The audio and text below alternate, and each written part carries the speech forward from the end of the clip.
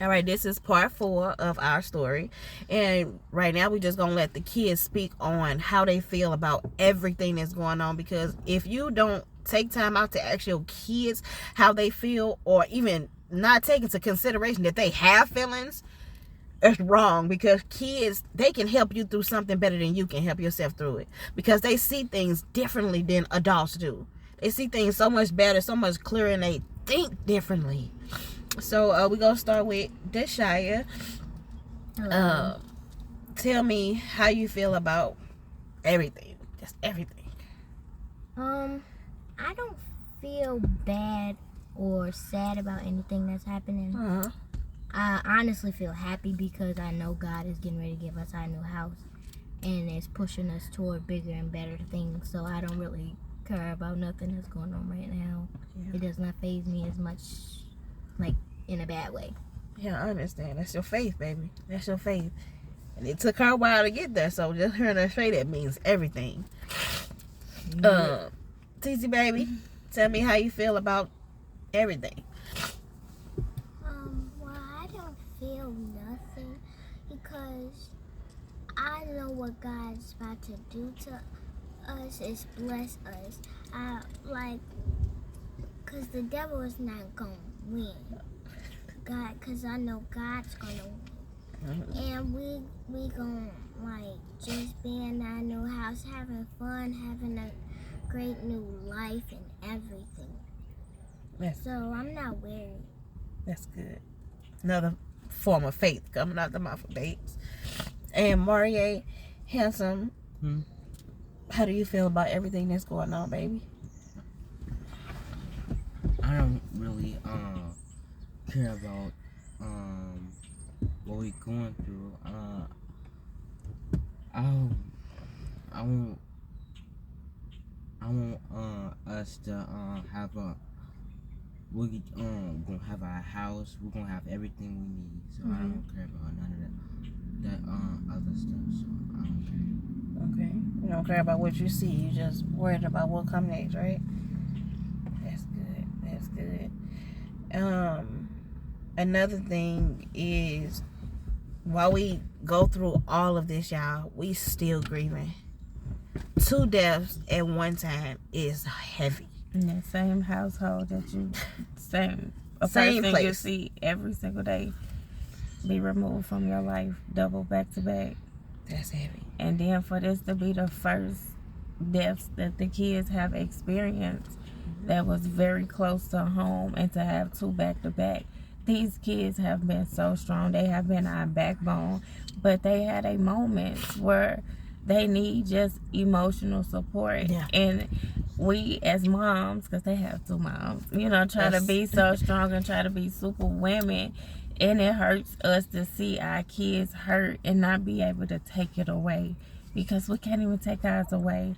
But when I tell you, this is not for show or anything. The way to get through this is with prayer, fasting, and worshiping. And when I tell you, these kids get together, they pray. Oh, God. They fast right along with us. It's not one thing that they do not know about. That's because we sit our babies down and show them, like, this materialistic stuff means nothing. You can blink and it all be gone, no matter how hard you work, how well prepared you think you may be.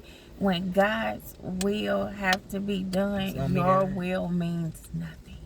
And His is going to be done. And when you pray and ask God to let us be vessels, that means you got to be willing to be used in any kind of way. Any kind of way. No, we never thought that we would be in this situation. But what's to come out of it is going to be everything, because we're getting ready to birth something new. Yes, we are. A rebirth.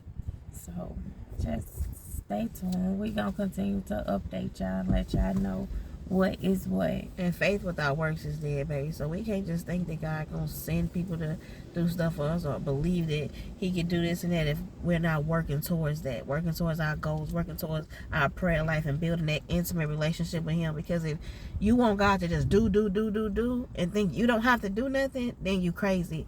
You have to literally get up, change your mindset, and it'll change your atmosphere. Because we get up, baby, we pray and we worship, and that sets the atmosphere. And every time we do that, the enemy always come through with something to try to knock us down, but we keep on going because we know that our prayers, our fasting is not in vain. We trust everything that God is about to do in our life. And I always tell God, why not me? If it's somebody that need to be used out here, if it's anybody that need to be an example, use us. Use the 7 warriors. And when you speak those things out your mouth, you have to be ready for what's to come, because he's literally going to use you. And we don't know how much of a blessing that the end of this journey is going to help somebody else.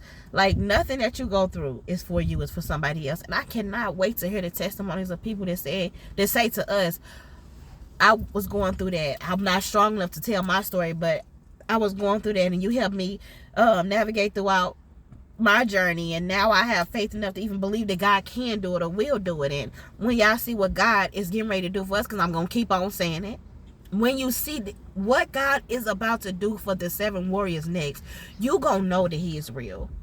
And it's going to make you change your life and your mindset, because there is nothing too hard for God. Even though this situation seems so impossible. How in the world we going to pay this house off? How in the world we going to move forward and do stuff for our own self? How we going to do this? While we thinking of all that being impossible, God is about to show us that all things are possible and everything is working together for our good. There is nothing that we have been through that God didn't help us through. And there's not one time in my life that I can sit up and tell y'all that God didn't come through for us, because he always come through. And knowing that we have 2 angels on each side of us, my uncle and my granny, watching over us, carrying us and covering us, I know we're gonna be okay. And I pray that my mama will be able to come and speak, and my brother too, but at this time we gotta let everybody do it how they want to, because this is not easy. And I had no idea that I was gonna get emotional today, but my emotions felt like peace. It just felt like a release of peace, because you can try to be so strong all day long, and being strong is not what you want to do. Yes, it's good to be strong, but at the same time, if you're not taking care of yourself mentally and physically, you want to have enough to pour. And if your cup is on empty, how can I be a mom? How can I be a sister? How can I be a daughter? How can I be a human? How can I minister to people if my cup is on empty? So I have to take time out. We have to take time out to keep our mental state secure and our mental state on point, because if we don't, these strong people can drop dead just like anybody else. These strong people can get weak just like anybody else. And the way life is lifing at this point, it's not easy for nobody. I don't care how much money you got.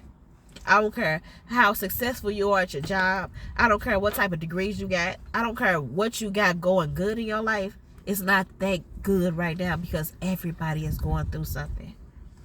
And our encouragement to y'all while we're going through is to keep your head up. Know that God is going to do exactly what you need him to do, and it's going to be right on time. Don't give up. Don't quit, and don't think for once that he forgot about you. That's it. That's all I got. Be encouraged. Got anything else? You good? I will see y'all for part 5.